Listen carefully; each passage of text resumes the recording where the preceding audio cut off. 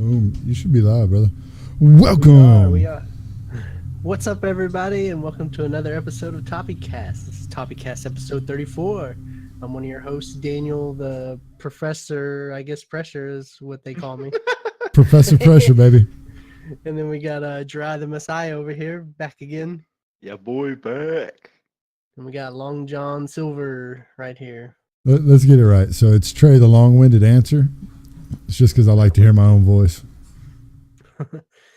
If this is your first time joining us, Toppycast is a conversational podcast. We bring random topics to discussion, and we just see where it takes us. So, like always, you can like, subscribe, and all that jazz. Facebook, Twitch, YouTube, and all the other social medias out there. So what have y'all been up to this week? Oh, it's a big week. Really big week. So, man, I mean, it's been a week of work. It's been hanging out, doing all that. I haven't really had a chance to get on the high seas, play any Sea of Thieves, but we did have some amazing sporting events this weekend, from UFC to WrestleMania to Ring of Honor. So it was a all-around crazy weekend. I got some new equipment. Boom. So check that out. So hopefully the audio levels are coming through a little better for you guys tonight on Twitch. Let me know. Hit me up in chat. Tell me how great I sound. We will see. I'm drinking some Bach of the Shiner. We're still doing it over the internet, so that's part of the issue. That's not the issue. But it will. Poquito, a little bit. Nah. Anyways, you been up to anything, Jared? School stuff. When I've been getting on, I've been playing PUBG. I'm going through another run through of A Way Out, which is a pretty fun game. WrestleMania as well with John. Watched that. And also I went and saw Ready Player One, and I thought that was a pretty good movie. Yeah, you liked Ready Player One? Tell me out. I did indeed. It was like Wreck-It Ralph. Oh, the baby. It was like Wreck-It Ralph with the references and all the 90s like callbacks and the 80s and even 70s. But in my opinion, it was something that was warranted in the movie, as opposed to like Wreck-It Ralph, where they just like shoved everything in. Just like, oh, look at the nostalgia. So I thought it was pretty good though. Yeah. Like giving away any spoilers. Yeah. So the first lady of House Railsback, winter is coming, or maybe summer, or maybe winter. We do live in Texas, so winter doesn't know anything about that. So the cuteness of the hour, we got that out of the way right there. Proof: nerds do get laid, ladies and gentlemen. So I just got a evil eye and a kick in the chair from the wife, but it's truth. They know how about you, what you've been up to. Oh, besides, you and me have also been trying to get some Gloomhaven in and some disc golf, so I forgot to mention that. But, when we can. But other than that, I've been playing Far Cry 5. And speaking of Far Cry 5, if y'all haven't had a chance, Friday night we had a free gameplay, free for all basically. Z, who is not with us tonight, but next to my boy Z, having a little bit of an ankle issue. Wish him a speedy recovery so he can get back and hang out with us. He streamed for like 2 solid hours Far Cry 5 Friday night. Some awesome gameplay, super creepy. Reminded me of a guy from Waco, Texas named David Koresh. There's some similarities between what that game is offering and what transpired here in Waco. So, yeah. Did you catch that the Waco TV show at all that they did on the Paramount Network or whatever? I thought it was pretty interesting. I thought it was was the greatest TV show, but I thought it was pretty good. I thought they made like 3 episodes, right? They did 5, like 6, maybe 5 or 6.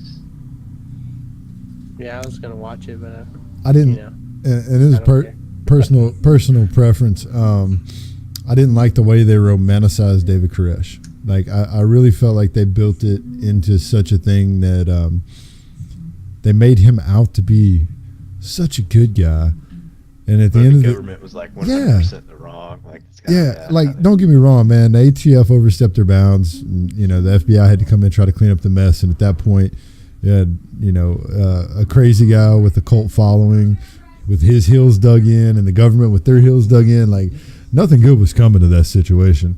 But they really, really romanticized David Koresh, and it made me feel uncomfortable as a native Wacoan that actually was here when all that. It didn't happen in Waco. No, it happened in Mount Carmel, but Axel. yes, Right yeah. next to Axel. But Waco. it might not be Waco, but Waco's the biggest big city, as sad as that sounds, to it. So, but no, I didn't like the fact that they made him out to be such a good guy in that, and I was just kind of like, yeah, there was some media bias in there for sure. I agree. Yeah. I mean, I've been playing Far Cry. I'd probably give it either a 7.5 or an 8 is what I would give the game so far. Far What's Cry? better, the Far Cry dog or your own dogs? The Far Cry dog or my own dog? It's probably the Far Cry dog. Here's a better question. What is better? Is it Cheeseburger the Grizzly Bear or a cheeseburger? Actually, I don't play with any companions in that game. I play solo rainbow style. That's how I play Far Cry usually. I don't need people running around with me when I'm trying to sneak around. But Boomer's pretty good though, the dog, because he just runs around with spots and brings you weapons if you need it. But they have a stays bear. out of the way. I know they have a bear. Okay. Cheeseburger. Yeah. But That's my it's dude. too big. I lit a bear on fire with a flamethrower, and that was fun. And then he chased me, and I died. So Everything caught on fire. Knuckles the I like how they cheeseburger. were making that thing with the dog, like how it was revolutionary, but Fallout did it like before with the game with was it dog meat? Is that the dog's name? And you could pet it, and it would go do all the same stuff pretty much. So Yeah, Fallout. But yeah, Fallout had the dog. The dog is cool. yeah, everybody likes dogs. Hey, I'm all about bear. Cheeseburger the bear. Cheeseburger. Let's see what else. I've been doing anything else. I don't think so. So, I guess I'll just get into my topic. Speaking of games, so this past week, GTA 5 has become the most profitable entertainment product ever, counting movies, books, games, which is insane. No, not even that. It's Not counting microtransactions. So well, I mean, yeah, I'm sure they're in there, but they've sold. I forgot what it was, but exactly. Let me see if I can find it real quick. They sold over 90 million units in its lifetime so far. So 90. they made Okay. They made $6 billion in revenue. For GTA 5.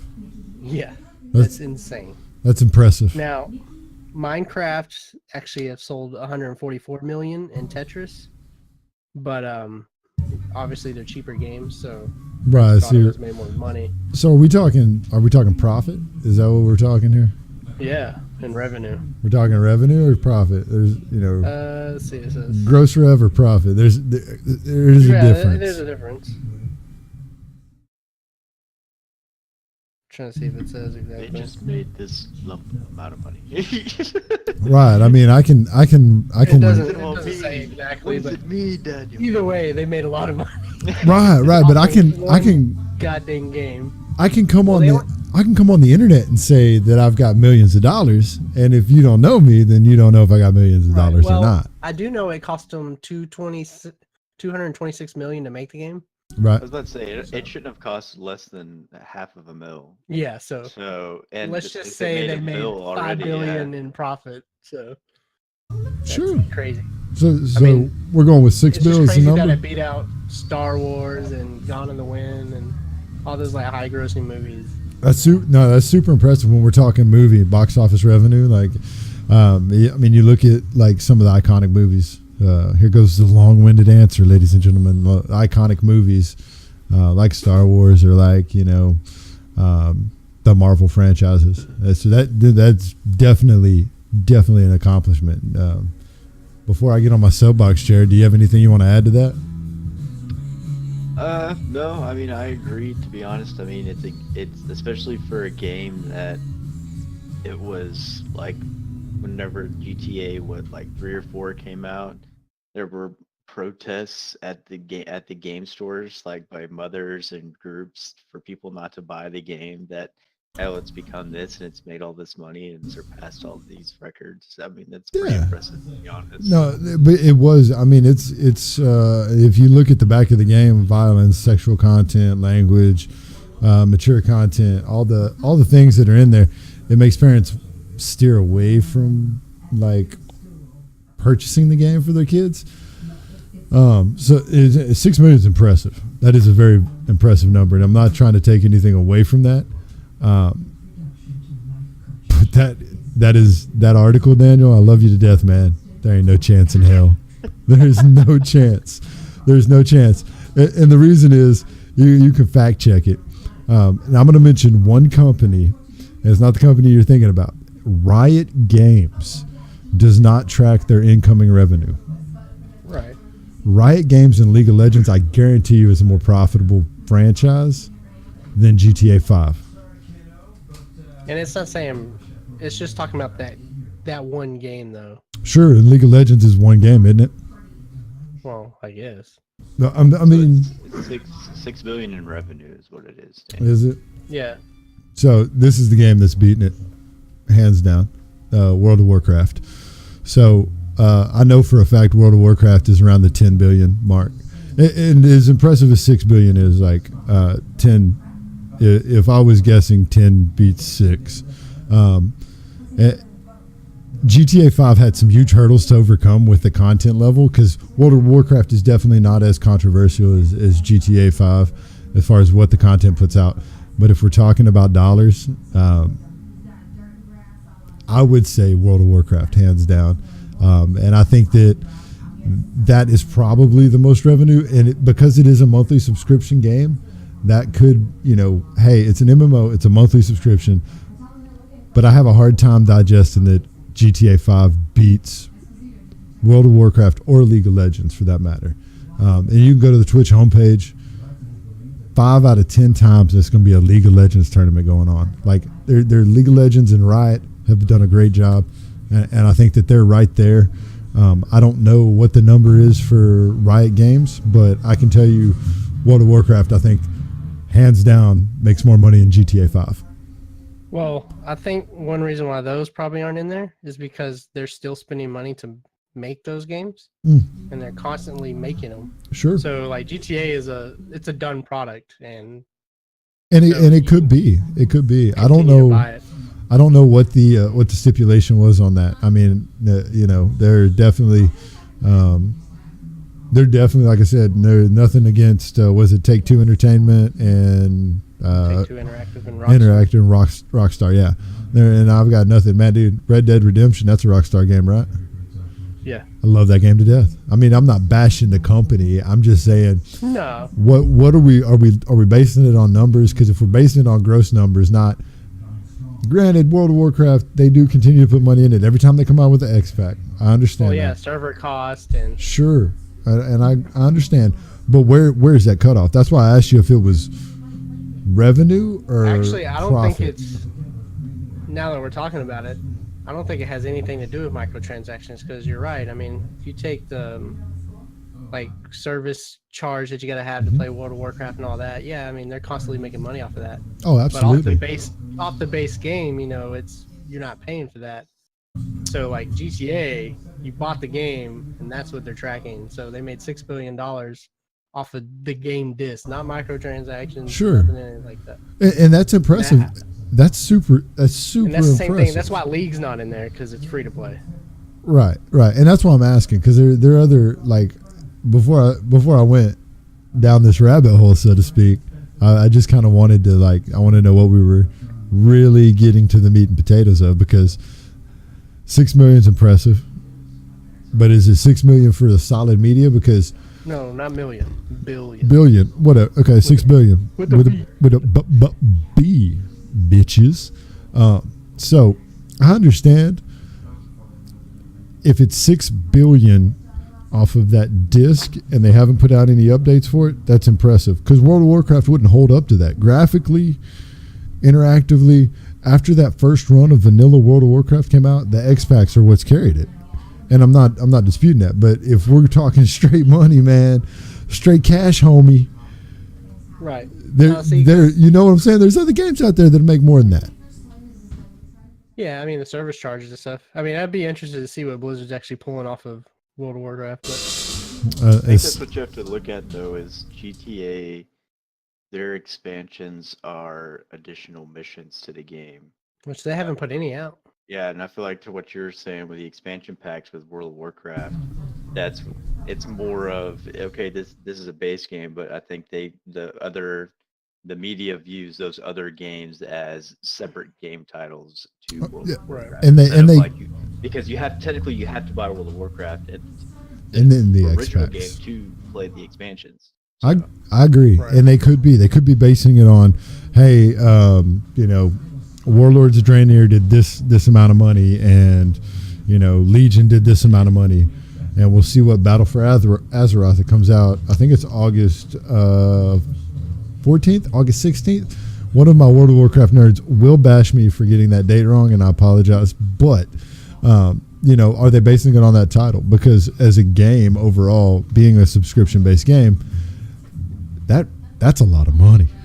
That's a lot of freaking money, people. So, and hats off. Like I said, there's nothing bad to say about Rockstar Games, or Rockstar Energy Drinks for all that matter. But it's just like that. Not the same company, but shout out to energy drinks, shout out to games, hand in hand.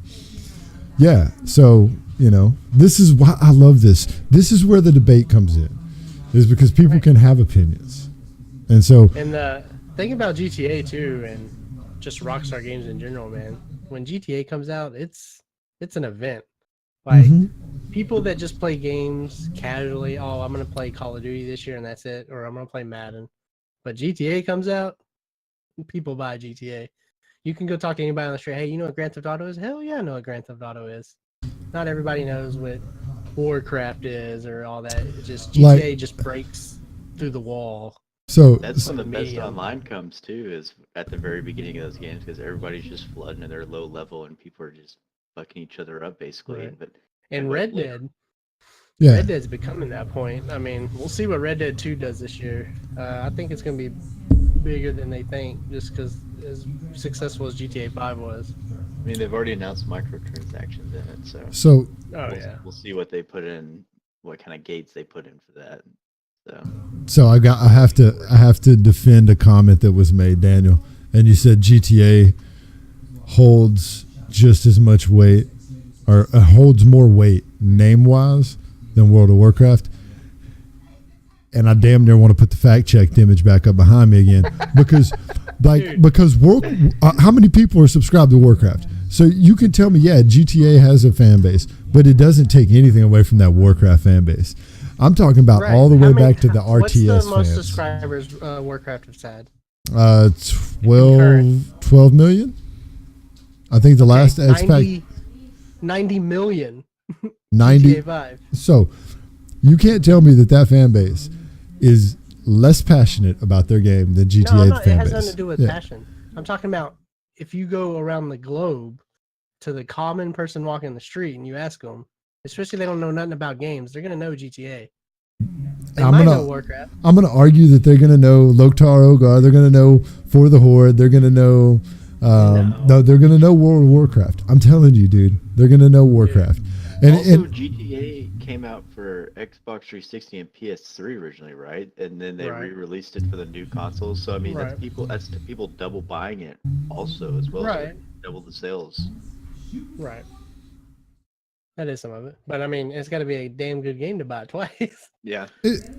I'm not arguing that. And Z's not with us tonight, but I mean, Z's played GTA 5 and I've watched him play it, and it's freaking insane.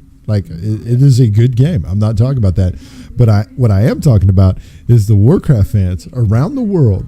Around the world, Blizzard has an audience that would recognize World of Warcraft. Well, see, I'm not talking about the fans though. I'm talking about the people that aren't. That's fans fine. That know what GTA is and they play it. And I'm going to argue back to you that even people that don't play World of Warcraft have kids that play World of Warcraft or cousins, and they know about it. But not 90 million. It's as far-reaching as GTA 5. I will argue this point with you, man. People in like China and that kind of stuff have bots and all that kind of stuff. I mean, honestly, that's why Hearthstone is as popular as it is because of the Blizzard fanboys and the backing for World of Warcraft. But it's not because of Warcraft, it's because of Blizzard. It's based off World of Warcraft lore. A lot of the stuff in Hearthstone is based off WoW lore. Almost 100% of those cards. In fact, Hearthstone could have been anything but World of Warcraft, and it was made by Blizzard. It would be the same. Maybe, but I think a lot of the. It could have been Blackthorn, if you know what that is. It's a deep cut for you Blizzard. Diablo. So. Diablo. Yeah. So. No, it's successful because it is World of Warcraft characters and lore. Now I'm being honest with you. You're right. The fan base. So the fan base is super passionate. The fan base will follow Blizzard. It's what they do. It's what we do. It's what I do. I play World of Warcraft. I have, and I will have walked away from it several times, only to been sucked back into what I like to refer to as the digital cocaine, because it is one of the strongest online drugs you'll ever have. Made some great friends in the game. Shout out to my boys in New York. Hopefully they're able to listen and watch. But I've had people come and be in my wedding that I met off of World of Warcraft. Like, the game holds weight, and it is worldwide. No, I'm not saying it doesn't hold weight. Right, but it is a big game. You're telling me that people on the street in China or Korea, GTA is a more known property. We can agree to disagree.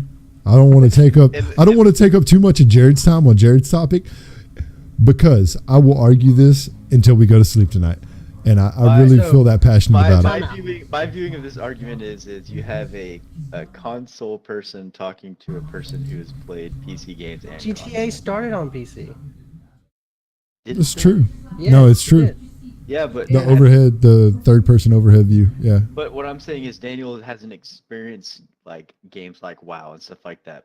Yeah, I have. Have you like on a good computer though, or have you downloaded like on like a poop laptop? No, I've seen WoW and I know the bullshit with it. But I've seen it, but have you experienced? Just not like any like MMO or anything like that. I played EverQuest and all that shit. Anyways, so you're telling me. So answer this question: which one's the more known property, World of Warcraft or Mario? Mario. Don't you say World of Warcraft? Mario. and I in the call right now. That's tough. I'm gonna say like Mario, and I'm not. Allegiances aside, Mario transcends. You want to talk about OG? Mario transcends all. Right. You want to talk about OG? Like OG? That's Mario, hands down. And while I have the microphone for a second, this is my Nux to my fam right there. In chat, y'all know what I'm talking about. On the podcast, I apologize. You're not going to get that reference, but people, not Joe, who's asleep right now, but the people have my back in chat. And that's, look, you can be a pro Warcraft or a not pro Warcraft person, but there is no middle ground. You're pro Warcraft or you're not. Daniel is not pro Warcraft. I'm okay with that. Warcraft 2. I'm okay, man. Okay, so the RTS is Warcraft amazing. 2 was the bomb. The RTS games is where I started. So, I love the lore. Goblins, orcs, humans, trolls. Absolutely. All done. Okay? I mean, like, we can go back and forth on this. You're not pro Warcraft, and I'm okay with that. And GTA is a great game. And GTA is worldwide. Okay? It's not obsolete. But Warcraft is also world known, and I would didn't say it say, wasn't. and I would say you can put those two side by side any day of the week. I really do. That is far reaching past the point of people that play. They will know what it is because of somebody else, a cousin, a brother, a child, whatever, because of someone else. That means a lot. And the same thing with Right. GTA. Parents are going to know about GTA because the content is so controversial. I'm not Especially getting. when 3 came out. I just don't think you can sit there and say that if you walked up to 15 people in Korea and asked them if they knew GTA or if they knew Warcraft, I think it would be a damn close 50-50 down the middle. I really don't think you're going to get GTA over World of Warcraft. Right. I mean, the only way to really know, you'd have to ask everybody in the world. I mean, it would be so close. But Yeah, and it would. We'll get off. I'll get off of that. As you can see, the Twitchiverse. I decided to go old school, and I found a really cool arcade background.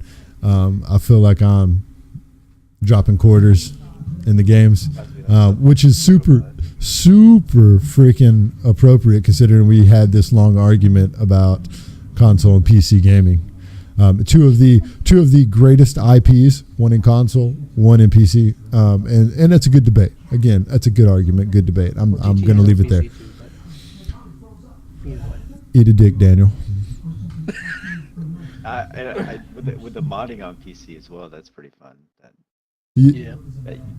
I mean, you can mod on WoW, but Yeah, you can add on. You can do add-ons in WoW. Absolutely. So, you better bring some straight fire, Jared. And after you just heard that, we need to know what you're bringing, bro. it's been a while, so I've had this topic for the past couple weeks. I just hadn't been able to talk about it. But a couple weeks back, I was going through and rewatching the extended versions of Lord of the Rings, and I was going through, and every time I watch those or The Hobbit, like I'll stop and like I'll have the wiki up and I'll just like pause it and like search stuff that I won't know just to get like more background on the lore to like better understand different stuff. But I was talking to my brother about it, and he told me that apparently Amazon wanted their own Game of Thrones type moneymaker, and so they decided on Lord of the Rings to make a series. Amazon's going to start making a series of that. I think it probably will be a year or two before it gets released, but it was funny because the topic I came up with, I watched Lord of the Rings. I was like, man, if they re-release like a Lord of the Rings, I think I'd be pretty sad just because like it's something I grew up with. And I'm sure that's what a lot of people feel like with Star Wars, like with the 80s stuff. Like that's what they grew up with. So it was hard to see the prequel stuff come up because it was like something they loved. And then they're like, I don't know if I like this as much. But I was like, man, I really hope they don't make a Lord of the Rings. And then my brother told me that, and I got excited at first. And I was like, man, if they look that up, I hope it's going to make me hate it. I'm going to hate Lord of the Rings. So something I was going to talk to you guys about is something that you guys liked either growing up or now that maybe you want to show to your kids whenever they're growing up, but like if they do a remake of it, you feel like it would just be awful, or something you wouldn't want to see a remake because it wouldn't be as good in your opinion. Like Ghostbusters with women. And or Ninja Turtles for Daniel with the new Turtles. So you just brought up Ghostbusters with Thor. Yeah, I didn't even see the new Ghostbusters, to be honest, with the women cast. So I got it for free and I haven't even watched it. Yep. Still had Slimer in it, if that makes you feel any better about life. But, No, it doesn't. Okay. Well, that's a saving grace. So keep it in this cellophane. You might be able to sell it later on. Wow. I got it digitally. Wow, Jared, that is an excellent question. And I am the proverbial Star Wars nerd. The new movies do not bother me. The Clone Wars cartoon does not bother me. They have their place, and I think they do a really good job extending that universe. Are they going to capture my hearts like a Han Solo or Chewbacca or Luke Skywalker or Carrie Fisher as Leia, God rest her soul? No. But I'm not upset to see them continue that. Yeah. So for me, it goes back to the X-Men cartoon. Okay. The X-Men Very much like it cartoon. as well. Dun-dun-dun-dun-dun, Raphael, yeah. So, for me, if they ever actually attempted to remake the X-Men cartoon, and I'm not talking about the cinematic universe and all the things that Marvel's done, but if they tried to remake that X-Men, that original 90s X-Men cartoon, I wouldn't want my child to watch it. I wouldn't want that beautiful baby girl. I would want her to watch the original 90s X-Men, the iconic music, the characters, the violence. There's so many like really good things. It's good storytelling at the end of the day. Absolutely. Character development. There's some movie companies that could probably take a note away on character development from the 90s X-Men. But it would be the animated X-Men. I think that has such a near and dear spot in my heart that I would kind of be upset if they decided this is something that they wanted to remake, so to speak. So, and there's been many failed attempts on the whole X-Men thing, but that has to be the one for me. And Daniel, I'll hand it over to you so that you can get on your soapbox, because I know it's coming. I really don't know.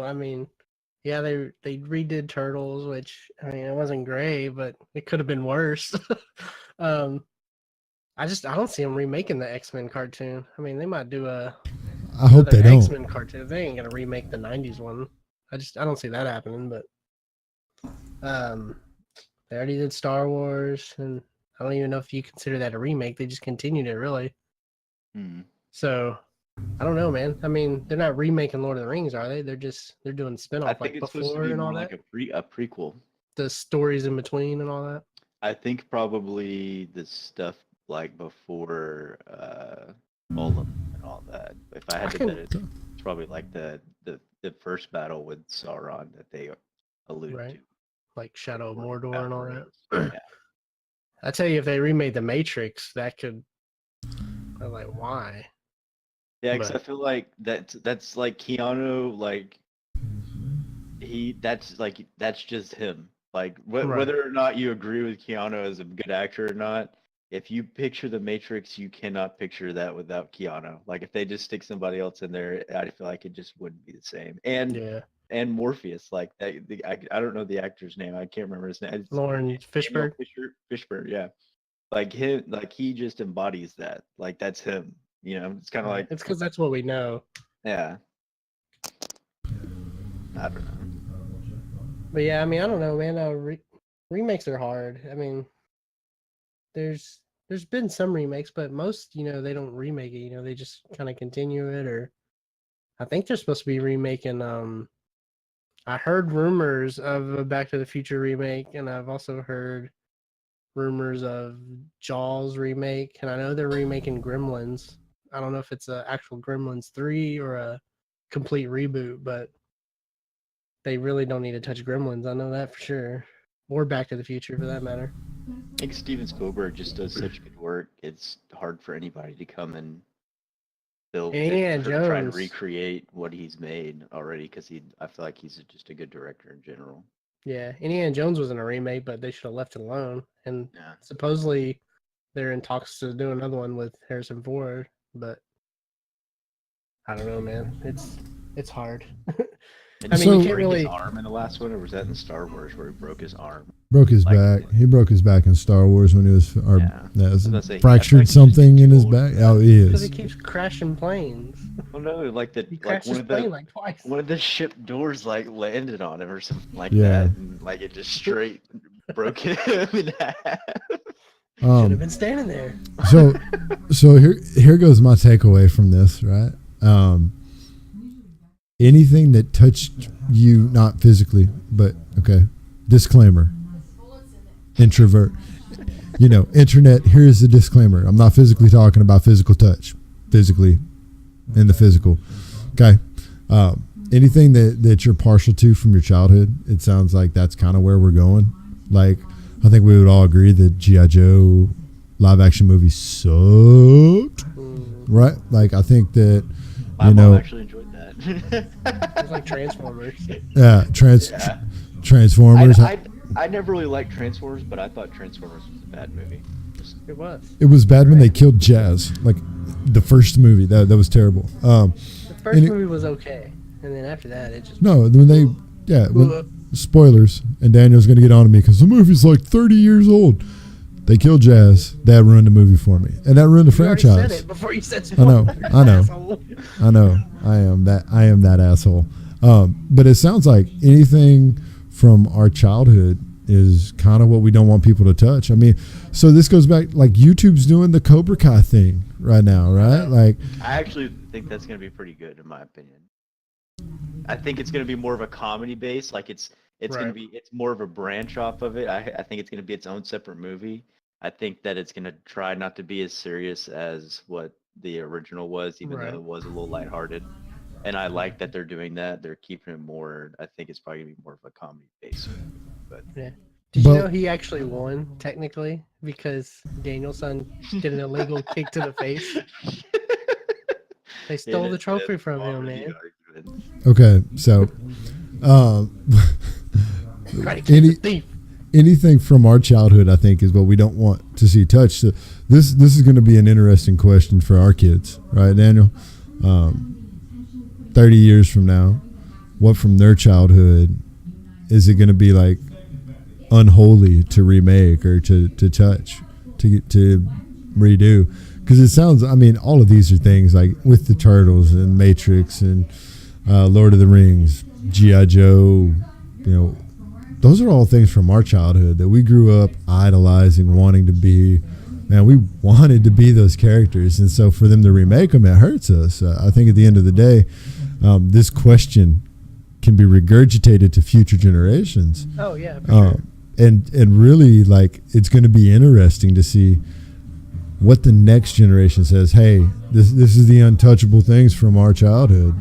Like, what do you can't remake Hello Kitty Island Adventure. I mean, that was groundbreaking, right? Like, but it's going to be something that they grew up on, that we're going to be the old codger sitting on the front porch yelling at the kids that they're driving too fast.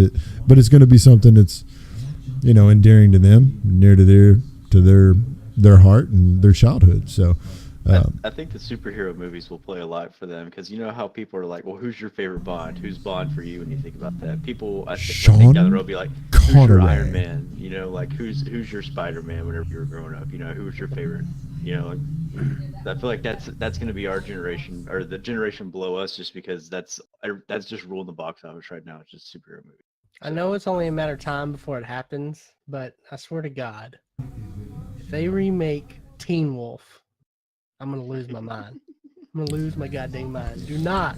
I'm pretty sure they already have, but it was like a Disney like straight to TV movie type. No, there was a show on I don't know, it was on Spike or Sci-Fi or something. Yeah, it was like, yeah, you're right. I think Spike or Sci-Fi, something like that. But yeah, please leave that alone. All those 80 movies, you just need to leave that alone. They've been talking about remaking Breakfast Club for the longest, but it's never happened yet.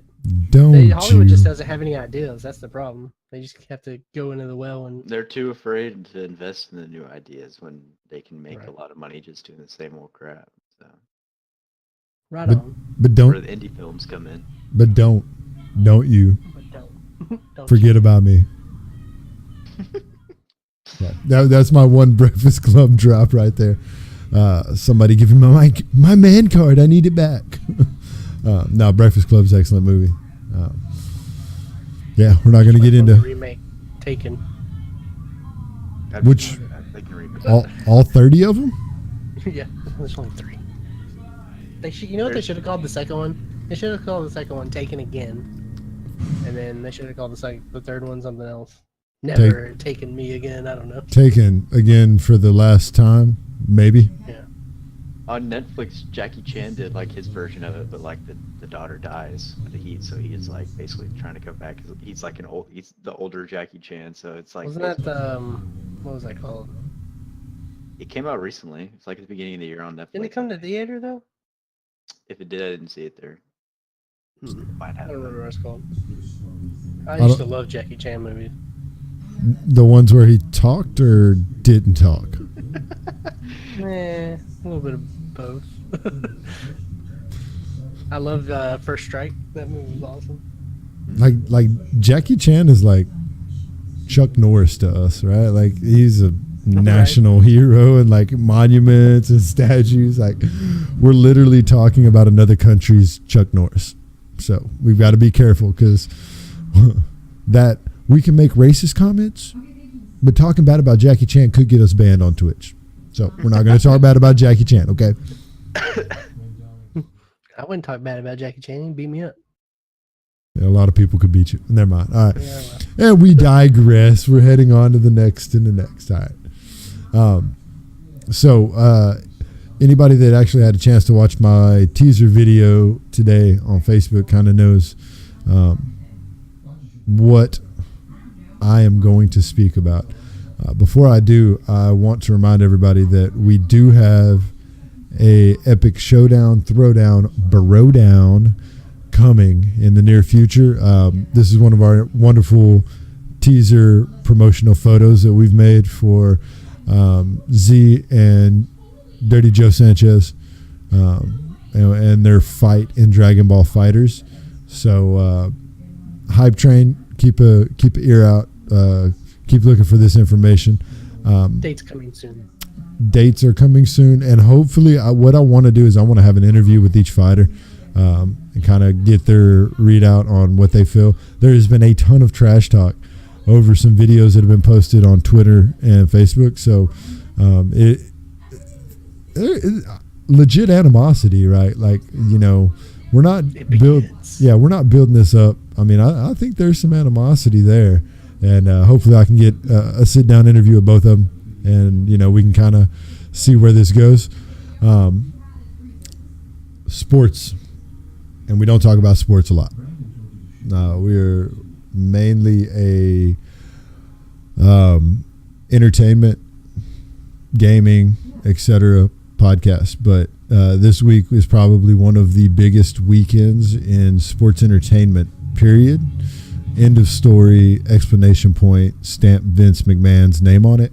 WrestleMania weekend has turned into more than a solo event. I mean, it is a weekend of festivities, events, gatherings, not even all WWE. We have one of the biggest Ring of Honor cards.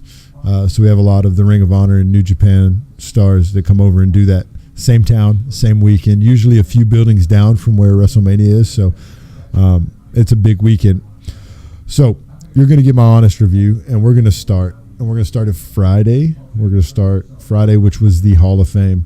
The Hall of Fame was a dumpster fire. It was garbage. The speeches were garbage. There was one moment in the whole Hall of Fame that needs to be mentioned. And when the Dudley Boys were inducted in this year's Hall of Fame, they were inducted by ENC from ENC's podcast of awesomeness, Edge and Christian. They did a great job inducting them, introducing them. Their speech was kind of garbage. And then at the end of it, they paid homage to what made the Dudley Boys as far as a WWE fan base is concerned. And they brought ENC back on stage and called up Matt and Jeff Hardy. So you finally got the 6 original members of the first tables, ladders, and chairs match on stage at the same time. That to me, as a fan of that era of wrestling, that was the highlight. All the other speeches, like I said, were snore fest. They were boring. You can skim over a lot of that. And I was kind of disappointed because Mark Henry is from Texas, and being a Texan, I was hoping that his speech would be a bit better. It wasn't. Sorry, Mark, if you're watching our podcast, our Twitch stream, I apologize. Do not put me in the Hall of Pain. But you know, it was. Before you move on, it was from bad. the Hall of Fame. Yes. What was your opinion on Jeff Jarrett going in? Because I thought he was all right. I didn't think he was Hall of Fame quality wrestler, in my opinion, from what I remember growing up. So They put everybody in. no, he's Hall of Fame, but I want to point out why he's Hall of Fame. Okay, so Daniel, you shut your mouth, slap nuts. That's a Jeff Jarrett reference right there. Okay, so sorry. It's all fake news anyway. It is fake news. Welcome to the fake news. So Jeff Jarrett was not a Hall of Fame wrestler in WWE. He was a Hall of Famer because he was the first relevant owner of another promotion after WCW was purchased. XFL. Daniel, shut it. So you think I in my opinion, and I get where you're coming from the stuff he's done outside of WWE, like in terms Well, of I'll name drop wrestling. I'll name drop TNA, Global Force Wrestling. So he went into the Hall of Fame because he actually was semi-competitive to the WWE. It wasn't necessarily, man. I mean, he was in the business for a long time, but did he have Hall of Fame matches? I'm sure he had a couple. I mean, you know, it wasn't iconic. I think they're burying a lot of hatchets. I think there's a lot of people, and we've seen this, especially the past few years, all the way back to, you know, Macho Man Randy Savage. He should, like, Vince swore he was never going to put him in the Hall of Fame, regardless of how great Macho Man was. Goldberg, you know, inducted this year. As great of, Bruno, another one. I mean, so I think they're burying a lot of hatchets, and I think Jeff Jarrett was on that list of hatchets to get buried. Not as much so as Vince is doing, because I think Vince still has some animosity. Same thing with Ultimate Warrior. I think there was some animosity regardless. I think it's Triple H, man. I think Paul's bringing guys back because he realizes Vince is kind of at the end of his rope, and it's about to be Paul's show to run and Paul's company to run.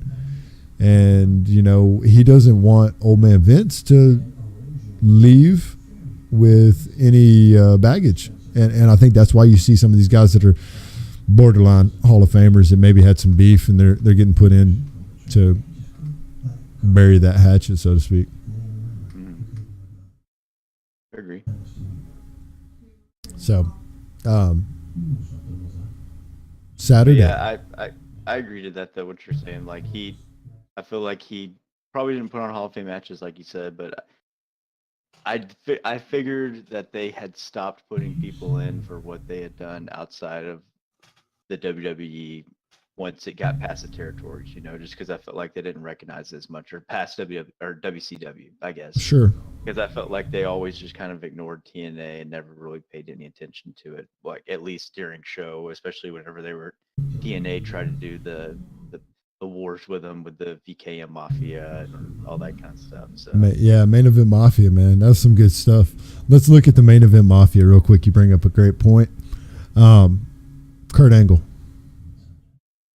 Scott Hall, Kevin Nash, Ric Flair, Samoa Joe, AJ Styles. You notice anything about the Main Event Mafia? They're all in the WWE. Half of them are Hall of Famers in the WWE. TNA tried some things, and you can't give them flack for that. I mean, was their product great? No. But have they put out some good talent? Absolutely. They had some really good talent. Now, has WWE poached a lot of their top talent? I mean, we just see Ethan Carter III, one of their hottest young guys, in NXT now. So, well, that was one guy that WWE cut loose because they thought he was garbage whenever they had him originally. They couldn't find a spot for him. Then he went to TNA and started blowing it up. And they were like, "Oh crap! I guess he was something good." So, well, and WWE is going to tell you we released him so that he could get better. and he could go do the indie scene. They love that word indie, regardless of the promotion. New Japan's not indie. TNA's not indie. Global Force Wrestling's not indie. There are other promotions. All right, they're not wrestling in gymnasiums. They're putting on a product. So the WWE can call that indies, but they go out, they find their own, they develop their character. I think that's where NXT right now is kind of making its statement is, hey, this is where you're going to develop, find your character, hone your skills.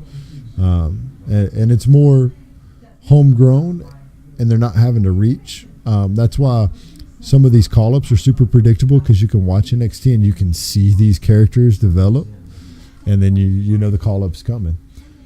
So with that being said, it's a perfect transition, man, because this right here on Saturday night, so we go from Friday to Saturday night. Saturday night is the NXT TakeOver event. It's usually in the host city. It is always in the host city of wherever that major event is. Let me tell you something. Like, I went on a rant about New Japan on one of our podcasts. If you haven't watched NXT, if you have not seen the product that they're putting out, you're missing out. If you're a wrestling fan, you really are. You're missing out. NXT is a amazing product. They are killing it. They are doing great. So NXT, we had some title changes. The two major title changes is we had Ember Moon dropping the title to Shayna Baszler. It was a very competitive match. Was it the best match on the card? No, but it was very, very entertaining. And we also had Andrade Cien Almas, the NXT men's champion, drop the title as well to Aleister Black, who I think Aleister Black is one of the brightest up-and-coming stars that we've seen in NXT since, like, Finn Balor. And I put Finn Balor above Shinsuke Nakamura. So, if we're talking NXT performances, I think Aleister Black can be right there with Finn Balor as far as his performance is concerned. So we dropped two titles and we introduced a new title. The new title, the North American title, was a ladder match, and it was bloody amazing. That if you watch one match from NXT TakeOver, you need to watch the North American Championship match, the ladder match. And this goes back. A Bullet Club member, Adam Cole, baby, won the ladder match, and it was a great match. And EC3 was in that match, and you had Killian Dane, EC3, Velveteen Dream, Lars, and Adam Cole. And Adam Cole, the Undisputed Era, ended up winning the match. They put another title on the Undisputed Era, but great match. And that is my go-to. If you're going to watch a match from WrestleMania weekend, I'm not telling you to watch anything from WrestleMania. I'm going to tell you to go watch that ladder match from NXT TakeOver. That match right there, to me, stole the show the whole weekend. It stands. Ladder matches are fun, but it stands on its own. Really, really well put together. Everybody went above and beyond. It was well played out. And we put another title on a New Japan guy. So, I mean, I'm okay with that. You get a chance. That's my recommendation for Watch of the Week, baby. Baby. Now then, the big dog, the event to end all events. This is the Showcase of the Immortals, as WWE likes to call it. In New Orleans at the Superdome. Amazing stage. You can see behind me that's kind of the entrance. The production value is off the charts. The card. They had pyro finally. They finally, and indoor. And that was the thing I was concerned about, was indoor pyro. We've seen pyro from the top of, like, the scaffolding above the ring in, like, New Jersey at MetLife. But we haven't seen indoor. We haven't seen it from the stage inside, and the Superdome is a closed dome, and so that was cool. Brought back kind of an old school feel. Card as a whole, not as much as a dumpster fire as the Hall of Fame speeches. It's super underwhelming. So I'm going to give you the matches I enjoyed. There is a short list. Okay, so I would say that the Charlotte Flair Asuka match, performance wise, amazing. That was the second best match of the night, if not the best match of the night. The women went out there and stole the show. They tore the house down. It was a great match. I won't give you the results in case you haven't seen WrestleMania yet, but definitely that's a match to watch. Now, a match not to watch was the main event. That was the worst match on the card because it went 20 minutes too long, 10 too many finishes. WWE broke its own rule of no color. So that match was a dumpster fire. Made no sense, did not elevate the storyline, and did not put either performer in a better position going into Monday night. The only match that's arguably worse than that, kills me to say it, is the Undertaker John Cena match. It was a spot. It wasn't a match. It was 3-4 minutes finish. Taker didn't have anything in the tank. Love Taker to death. One of my favorites, childhood hero. He should have retired 2 years ago after the Brock Lesnar match. It should have been done. He shouldn't have attempted. He looked bad. He looked old. He looked slow. John Cena missed a couple spots in that. I felt rushed. The story felt rushed. And it was super predictable. So that Taker match and the Brock Roman Reigns match, worst matches I've seen in a long time on a WrestleMania card. The Asuka match, the Asuka Charlotte Flair match, was amazing. I bring up Shinsuke Nakamura and AJ Styles for the sheer fact that it was okay, but it wasn't great. They still held back a little bit. They haven't unleashed the full Shinsuke, AJ, New Japan grit. I don't know that they will. This was what I thought they had the opportunity to really kind of get out there and do some extra innovative things, some things that people haven't seen on WWE television, and they did not. They kept them under wraps. It was well put together. It was well performed, but it was not as gritty as I was hoping it would be. Hands down, best match was on the pre-card, was on the pre-show, and it was the men's battle royal. And the only reason is because Bray Wyatt returned. So, Bray Wyatt returning to WrestleMania, Bray Wyatt returning, period. One of the best big men. He's a bigger guy, performs well, very agile. I've been a fan of his for a long time. Don't care for the gimmick. Don't care for the Bray Wyatt Eater Worlds gimmick. Performer, the dude can go, man. The dude can get it. I'm down with that. The winner of the Battle Royal was none other than Broken Matt Hardy, who was not obsolete, who did not get deleted. He actually won the match. It was a really good match. It was well put together. And it was a match that should not have been on the pre-show. This is my issue.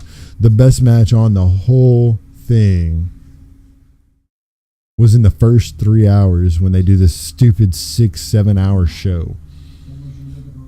And it was the Battle Royal, which was literally, I think, the first or second match of the whole card. And it was the best match of the night. So I'll let Jared, I know he watched it. I'll let Jared kind of rebuttal what he thought versus me. And then I'll kind of wrap up with where I think they're heading as we go to the biggest show of the summer. Okay. I'll talk about it a little bit. I won't get too much into it, but just kind of the highlights that I saw. Because a lot of the points that you made were a lot of the same stuff that I agree with. Going on the Asuka stuff. I like that they have her talking, but I still think that she probably needs to get more comfortable with it, slash maybe get more comfortable with the English language, because I think the aura that she puts off, her gimmick, and the way that she wrestles alone can make up for her not having to talk on the microphone. Just because the energy she has on the ring, the way like she'll scream, she'll shout, she'll bounce her feet. Like she's not one of those wrestlers that goes into the ring and it's like Randy Orton where they're almost doing a dance in the ring because it's so choreographed, as opposed to somebody going in there and having passion and having the fans, and you could tell that they're feeding from that. So I like her as a wrestler. I like what they're doing, but would like to. I don't know if that's something that she wanted to do in respect of Flair, to showing more respect to her as to doing that, or if that's something that WWE is making her do. But I think that that's something that she could probably improve on, and if she does, I mean, she could really blow it up, in my opinion. It would be potentially like the Lita of this era, in my opinion. Sure, but you can look at Shinsuke's the same way. Shinsuke has zero mic skills. Like Shinsuke is tough to understand. They would be doing they would be helping those two out if they were to actually give them a Paul Heyman style mouthpiece, somebody else that could speak for them. Because Brock's terrible on the mic, and that's what they did. They put Paul Heyman with him and let him do his thing. If they were to do that, I mean, give them a manager, give them someone a mouthpiece. I think that the sky's the limit for those two guys, guy and gal. I agree. The next part, just because I didn't really get into the pre-show, just because a lot of the WrestleManias before have burned me on the pre-shows and all that kind of stuff. So I just try and watch the matches I've been interested in. Daniel Bryan return match. Crowd was hyped for it. I think it wasn't as big as it could have been, but I think that they made it a tag match, so Daniel Bryan did not try and steal the show and go overboard and hurt himself again, in my opinion, just because it's his first match back, so they're trying to ease him in. The Ronda Rousey match was pretty good. I expected that to be a shit show from the beginning, and I think me calling it good, not saying it was a good wrestling match, it was better than expected, because especially with Angle going in, with Angle with the alcoholic back history and him getting clean and him still having all those neck problems, and he came in and still looking great, in my opinion, for his age. So I thought that was pretty good. And I feel like they carried the match pretty well when the ladies couldn't do it as much. So let's talk about Rousey, because I mean that's the elephant in the room when it comes to WrestleMania, is Ronda. I agree. So Stephanie McMahon is not going to put you over. She is not that kind of worker. She's not her husband. Triple H will put Angle over and make sure that there are spots where Angle's weaknesses do not shine. And he does a great job of it. Stephanie doesn't. And you could tell, like, Ronda she'd been in the gym. She'd been working before she got to WWE, before the WrestleMania appearance, or the Royal Rumble appearance. Her bumps, she was hitting the ropes well. She was taking bumps really well. She's put in work. And all that tells me is that she's actually taking this serious, and it's not a cash grab. Like, she cares about what the business thinks about her. I mean, she missed some spots, yes, and she didn't have an opponent that could carry or hide those weaknesses. But she had some amazing spots as well. Some spots you wouldn't expect out of someone making their in-ring debut. So, hats off to Ronda Rousey. Like, I thought it was going to be a shit show for the sheer fact that you had somebody with back and neck problems, and you had somebody that last relevant action we saw her getting knocked out, viciously knocked out. So for her to come back and kind of erase that and perform well, and perform to a point that, like, hey, she's put in some work. So that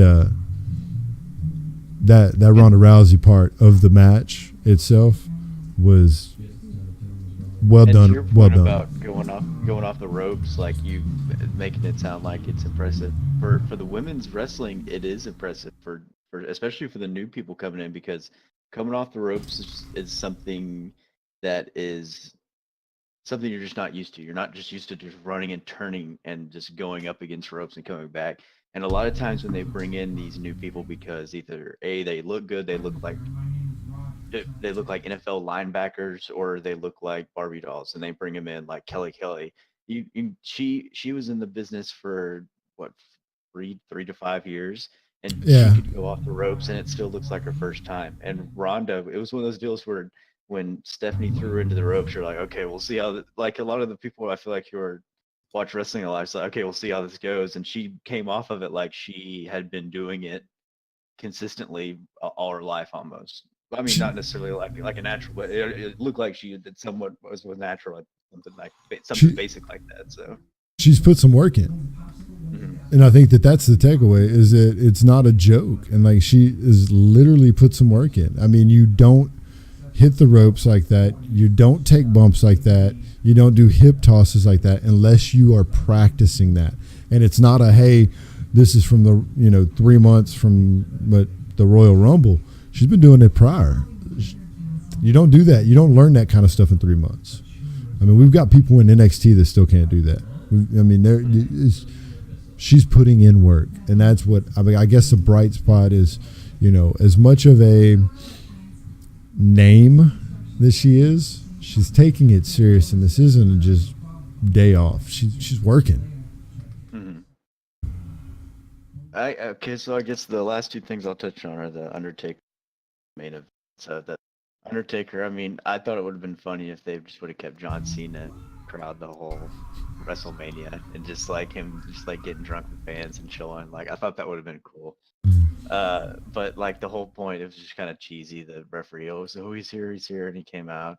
And I honestly, I think that it was more Cena's going to do movies, so he's going to be out for a while. And I honestly think that might have been a type of deal where Undertaker might not be able to do it anymore in terms of his body.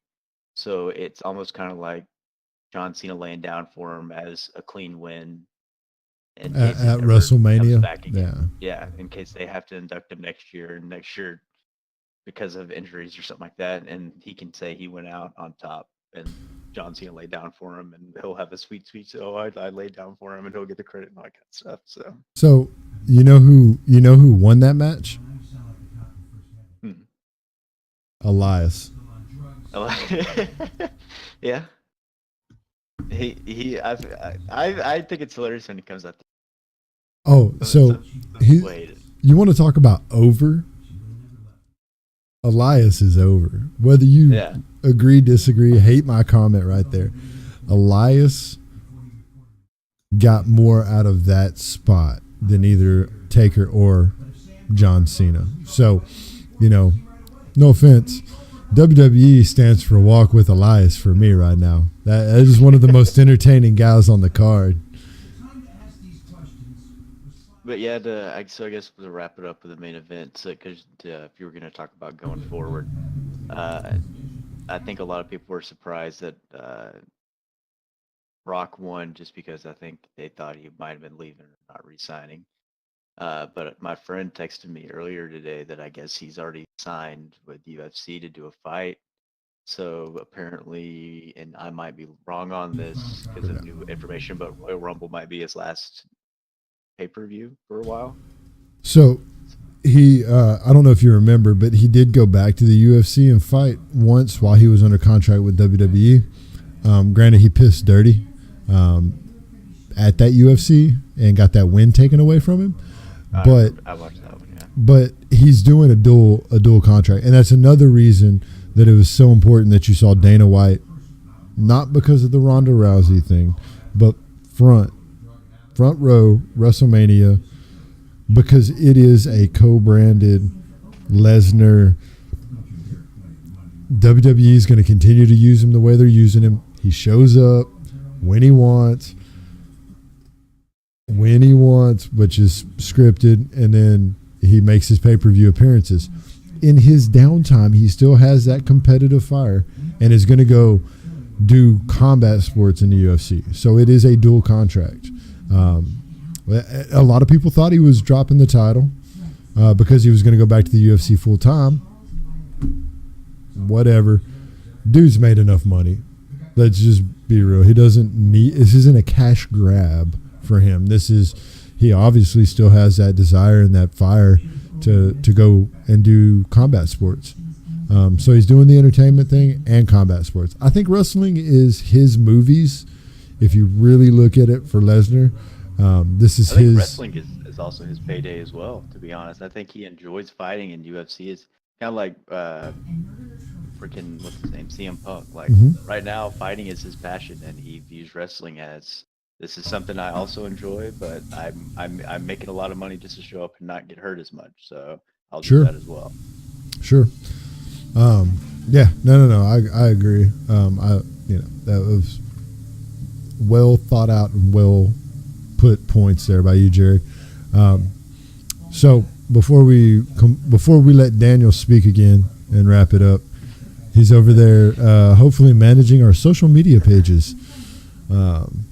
But this is where, like, going forward for the WWE, there's a ton of questions. What do we do with Asuka is my number one burning question as we get ready to start positioning ourselves for SummerSlam. Because SummerSlam truly is the next big event. I think some people will say Survivor Series. I believe Survivor Series falls before SummerSlam, but SummerSlam is the next big event. What do we do with Asuka? We built up this huge run, this huge undefeated streak. Now we're not to that point. Now we're past that. Now where do we go? Are we going to work towards a marquee Asuka lock versus armbar? Like, are we going to try to work it in? Which would be great to see Rousey versus Asuka. I don't think it would hurt either character as long as they put the path together right. They can't just throw it together in the last 3 weeks like they did the John Cena Taker thing. They need to cultivate this and develop it.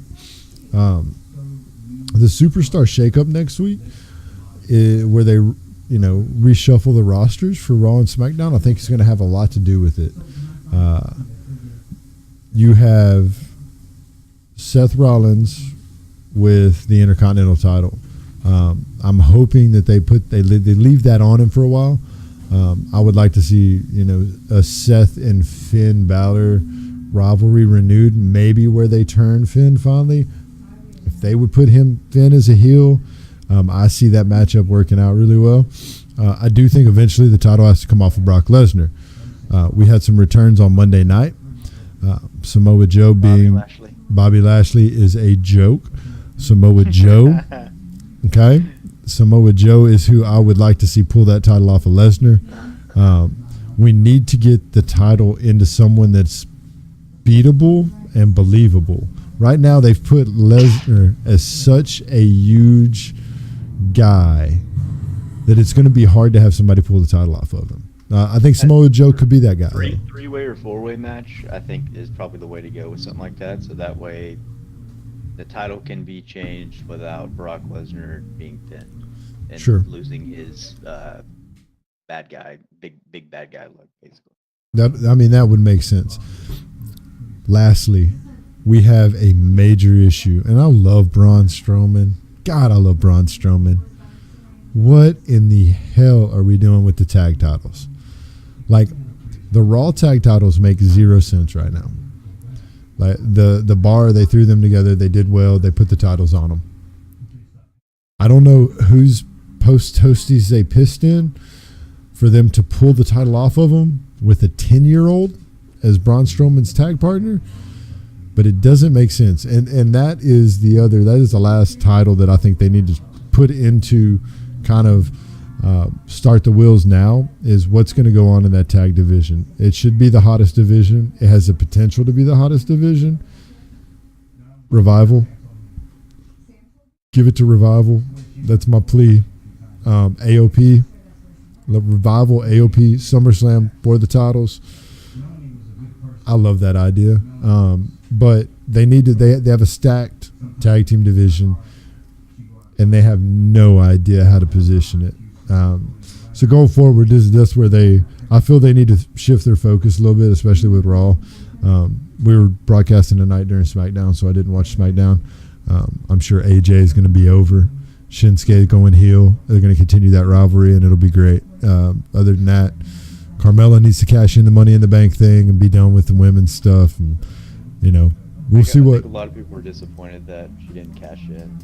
I Other podcasts I've listened to, they were kind of expecting it, but I'm kind of it opened the glad. door later on for more storylines for them to actually build on it instead of, because honestly, like that's too played out in my opinion. Edge used it up so much where it was just like run in and spear somebody, or run in and literally just hit him with a chair and then ring the bell and then pin him. Like that's done so many times. Like it's just nice to see somebody like come out at the beginning. And I think maybe Daniel Bryan did it, or somebody. They come out like right at the beginning and they're like, all right, I'm gonna, at the next pay-per-view, 3 weeks, 4 weeks down the road, I'm cashing this in for a pay-per-view thing, and it allows them to build a feud and build interest in it, as opposed to just saying, okay, well, somebody wins and then they just get shit rubbed in their face because somebody's going to come out real quick and beat them. It's no, basically. Yeah, so they're going to lose the shock value, which is fine. I mean, the shock value, the Seth Rollins music hitting last time they were in New Orleans or whatever when he cashed in, that's fine. I mean, I'm glad they didn't cash it in. That would have been another freaking predictable thing the WWE did. So good. At least they didn't make the whole damn card predictable. They, left Carmella with Money in the Bank. I guess that's my takeaway.